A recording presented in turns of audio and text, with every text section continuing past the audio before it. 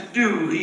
He was actively in pursuit. He had to go after it. He had to actively seek after it. And the moment you understand pursue, you understand several things. The first thing that you understand when you understand pursuing is you understand that if you don't go after it, you'll never have it. Think about it in these terms. Possession comes to those that pursue. So you will never possess if you don't. Somebody's going to help me in here today. So you have to pursue. You have to understand that you've got to get active in your recovery. Because the moment that you become idle in your recovery, the moment you say, devil, you can have whatever you want. But the moment you pursue, you say, I'm going to go after it. If you don't ask, you'll never get an answer. You have to ask. The Bible says we have not because we ask not. So recovery many times is based on us asking. And you know, sometimes God gave it to me like this. I was talking to somebody and they were reminding me of something, that sometimes we don't ask for certain things because we already think we know what the answer is going to be. We already think the answer is going to be no. But every now and then you ask, you'll catch the person off guard and they'll give you what they weren't planning on giving you in the first place. You have to ask. Look at somebody and say, ask.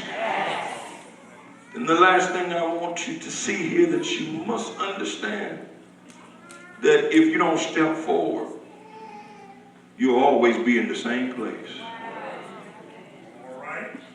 If you don't pursue means asking. Pursue means going after it. Pursue means step forward.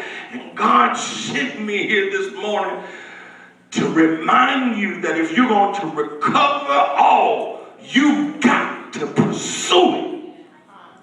And the moment you pursue, you'll realize certain things. Number one, you'll realize that recovery means relying on an internal resource.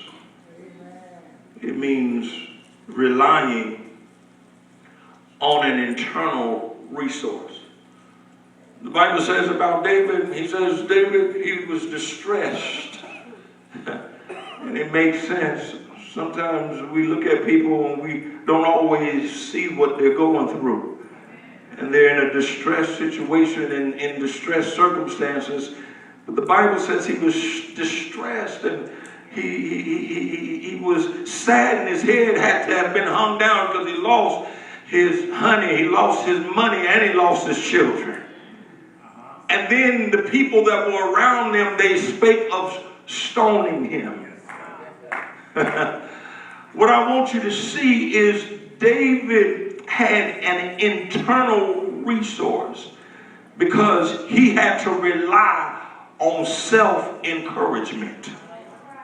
Now, encouragement is a funny thing because sometimes encouragement don't come from the places that you expect for it to come from.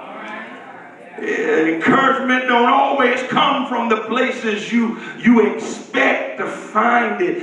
And God began to deal with me. He says sometimes we reduce encouragement to something that must come from outsiders.